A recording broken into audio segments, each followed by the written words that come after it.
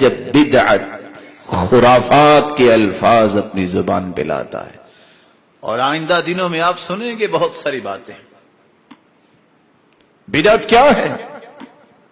بدعت کا مطلب میں تعریف نہیں مفہوم پیش کر دیتا ہوں. بدعتی سمجھتا یہ ہے کہ محمد مصطفیٰ صلی اللہ علیہ وسلم نے کچھ چیزیں چھپا دی تھی، میں اس کو واضح کر رہا ہوں. اسلام میں کچھ نقص رہ گیا تھا، میں اسے مکمل کر رہا ہوں. عرفات کے میدان میں اللہ کے رسول تشریف فرما تھے، اونٹنی پر بیٹھے تھے، عصر کے بعد کا وقت تھا، صحابی نے مہار پکڑی ہوئی تھی. ایک آیت نازل ہوئی، اليوم اکملت لکم دینکم واتممت علیکم نعمتی ورضیت لکم الاسلام دینا. میرے پیارے پیغمبر، آج ہم نے دین کی نعمت کو مکمل کر دیا ہے. مکمل کا مطلب کیا ہوتا ہے؟ مکمل. یہودی آئے عمر بن خطاب کے پاس رضی اللہ عنہ، کہتے آیت فی کتابکم لو نزلت علینا معشر الیہود لاتخذنا ذلک اليوم عیدا. آپ کے پاس جو کتاب ہے نا اللہ کی طرف سے نازل شدہ، اس میں کیسی آیت ہے اے خلیفۃ المسلمین؟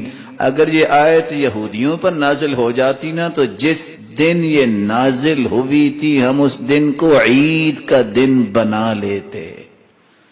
عمر بن خطاب پوچھتے ہیں ایو آیہ، کون سی آیت؟ یہودی نے کیا پڑھ کے سنایا؟ الیوم اکملت لکم دینکم. یہ اتنی عظیم آیت ہے کہ دین کے معاملات اللہ تعالیٰ نے مکمل کر دیے. یہودی کو بھی یہ پتا تھا، باوجود اس کے کہ اللہ کے رسول پہ ایمان نہ لائے، کہ ایمان مکمل ہو چکا ہے، اسلام کی تعلیمات مکمل ہو چکی ہے.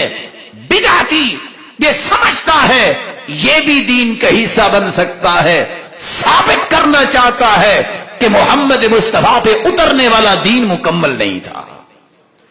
اور اللہ کے رسول صلی اللہ علیہ وسلم نے آج تک جتنا دین پہنچا ہے یہ میرے پیارے پیغمبر نے پہنچایا تھا، کوئی چیز بھی چھپائی نہیں ہے.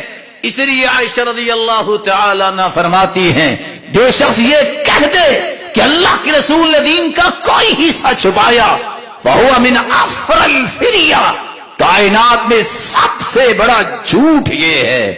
اور اگر سب سے بڑا جھوٹ یہ ہے تو اس جھوٹ کو بولنے والا بھی کائنات کا سب سے بڑا جھوٹا ہے، جو محمد مصطفیٰ کی ذات کا بھی اعتماد نہیں کرتا، اس کی زبان کا بھی اعتماد نہیں کرتا.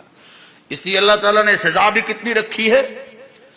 ان اللہ احتجر التوبہ عن کل صاحب بدعۃ حتی یدعها. ساری رات سجدے میں پڑا رہے بدعتی، ہزار ہزار دانوں پہ تسبیح چلاتا رہے، جب تک بدعت چھوڑے گا نہیں اس کی اللہ توبہ قبول ہی نہیں کرتے، اس کی طرف دیکھنا پسند ہی نہیں کرتے.